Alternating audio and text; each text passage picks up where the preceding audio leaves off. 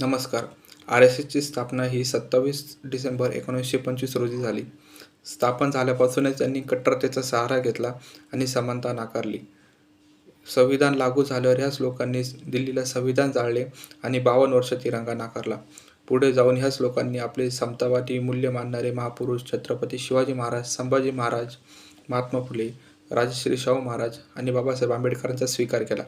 स्वीकार केला म्हणजे त्यांचे कर्तृत्व नाही स्वीकारले, त्यांचे फक्त फोटो आणि नाव स्वीकारले. या लोकांचा खरा मनसुबा हा संविधान लागू करण्याचा आहे.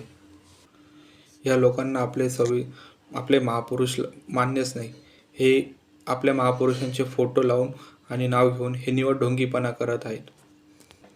हे एकीकडे आपल्या महापुरुषांचे नाव घेतात आणि दुसरीकडे बहुजनांचे हक्काधिकार हिसकावून घेतात. यांच्यात हिंमत नाही की आपले महापुरुषांचे नाव मिटवायचे. म्हणून हे त्यांच्याच नावाचा आधार घेऊन मनुस्मृती लागू करण्याचा प्रयत्न करत आहेत.